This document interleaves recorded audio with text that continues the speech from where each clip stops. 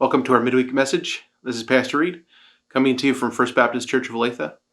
I hope you've had a great week. I'm glad that you're taking the time to watch and to listen. I hope that you're blessed by what you hear. We're currently going through a sermon series based on the life of Christ found in the Gospel of Matthew. And currently what we're doing is we're looking at kind of how Jesus deals with the humanness of his experience.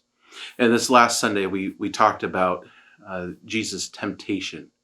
After he was baptized by John, and after the Spirit had descended on him like a dove, and after he heard the words of the Father reaffirming who he was as God's Son, the Spirit drives Jesus out into the wilderness, and it's in the wilderness then that he is seen fasting for 40 days, and at the end of that 40 days in the Gospel of Matthew, he is tempted, and he is tempted in three different ways.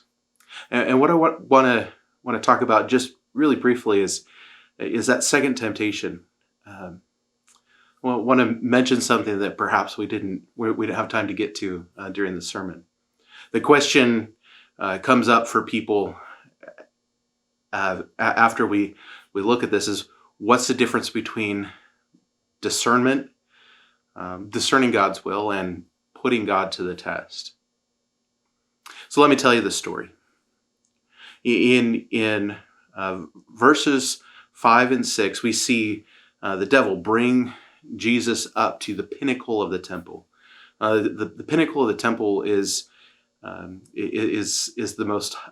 highest place on the temple, and the temple was a place of refuge and safety, because it was the place where the Spirit of the living God resided. And Satan says to Jesus, he says, "If you are the Son of God, so based upon who you are, throw yourself down, for it is written, he will commend his angels concerning you, and on their hands they will bear you up, lest you strike your foot against a stone."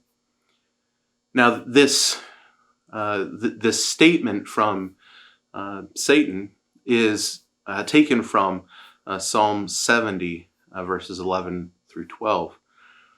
It says, "For he will command his angels concerning you to guard you in all your ways. On their hands they will bear you up, lest you strike your foot against a stone." But Jesus comes back with, Jesus responds to Satan by telling him, again, it is written, "You shall not put the Lord your God to the test." So see, what Satan was trying to get Jesus to do was to utilize his place as the Son of God, his identity as the Son of God, to bend the will of the Father to step in when the Father already had the plan already worked out. Discernment is listening for God, seeking out what it is that he would have us do. Putting God to the test is trying to manipulate God into doing what we think is best in the moment. We're called to be a people of discernment. We're not called to put the Lord to the test. Because the truth is that in any situation, any circumstance that we find ourselves in, it is God's perfect timing, a perfect plan for us that we need to hold on to. It's him that we need to place our trust in, not in our own instincts, not in the words of another, but in him. Go and put your trust, put yourself in his hands. Trust in him in all of your ways. Trust in him in all of the situations you find yourself in, whether or not they look pretty and easy and nice, or whether they're a struggle. He's got a plan for you.